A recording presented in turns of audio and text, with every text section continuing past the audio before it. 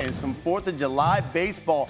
And how about Marcus Stroman and those Yankees trying to avoid being swept by my Reds? Pick it up in the 5th. Reds up 2-0. 2 on. Spencer Steer gone. 3 home runs allowed by Stroman in this game, tied for the most in his career. Reds were up 5-0. They were rolling. This is the 7th. They're up 5-2. Jack Fraley, bases loaded. He's going to clear them with a triple. The Reds were up 8-2. How bad was this game for the Yankees? I want you to take a look at this. We go to the 9th. Reds are up 8-4. Jeimer Candelario up. Basically a little single here to center. But watch Trent Grisham fumbles it, then just lollygags on it. Candelario's like, you know what? I'm going to take 2. And gets in with the double. Crowd started booing. Reds' first National League team to sweep the Yankees in a 3-game series at Yankee Stadium since interleague play began in '97. They win it 8-4 and sweep the Yankees.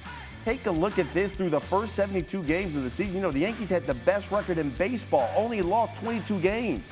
Over the last 17, they've lost 13 of those.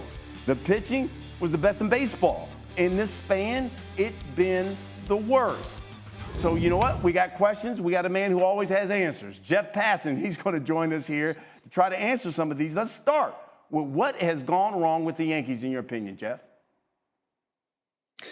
That Trent Grisham play in center field, Brian, was a microcosm of what the Yankees are playing like these days. And you illustrated it through ERA, but we can look at the offense too. The Yankees' OPS over those last 17 games is 699.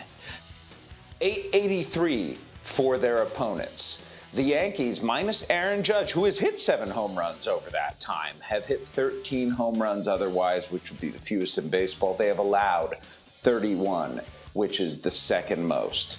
What's happening right now is very simple. The New York Yankees, who at one point were 50-22, have turned into the Chicago White Sox. And it has been an alarming free fall for this team that looked like it was going to cruise not just to the American League East title, but potentially to a pennant in a World Series. And to see them fall this hard, this quickly, has been alarming for everybody in baseball. Yeah, I think it was even Aaron Judge said after the game yesterday, I got to pick it up. I think he went 0 for 7 the past 2 games against the Nasty Natty.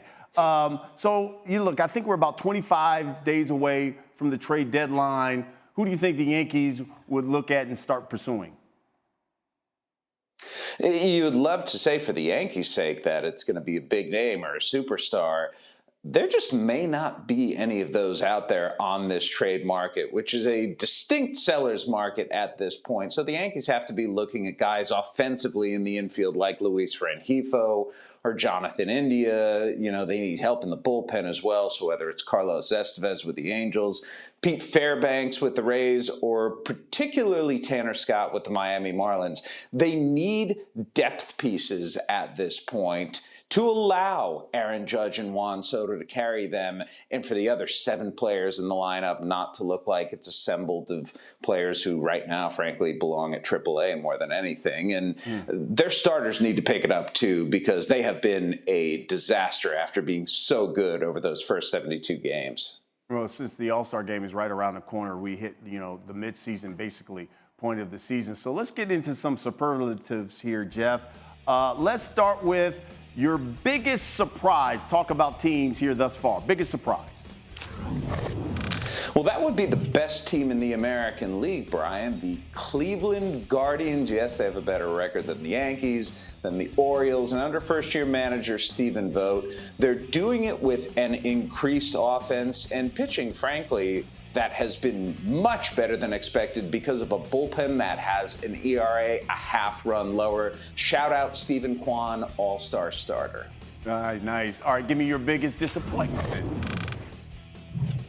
The World Series champion Texas Rangers, who right now are closer to the Los Angeles Angels, who are a distinct seller at the trade deadline than they are to a playoff spot. Yes, they have had injuries. Max Scherzer's out most of the season, Jacob deGrom, Josh Young. But the reality is their offense has underachieved significantly. All right, finally, give us your World Series matchup as you see it right now. I'm a selfish guy, and I love any World Series that you can go to by train. So right now, I am taking the Baltimore Orioles and the Philadelphia Phillies. The Orioles are young, they are hungry, they have the best run differential in the American League. The Phillies are the best team in baseball, and a team that really doesn't have a whole lot of weaknesses at this point. They can pitch, they can catch, they can hit. They're doing so even without their MVP candidate, Bryce Harper. And the Phillies right now, I think, are the team to beat in all of Major League Baseball. I love it. I love it. When you have baseball questions, you got to put some passing on it. Jeff Passan, thank you. Our Sunday night baseball matchup.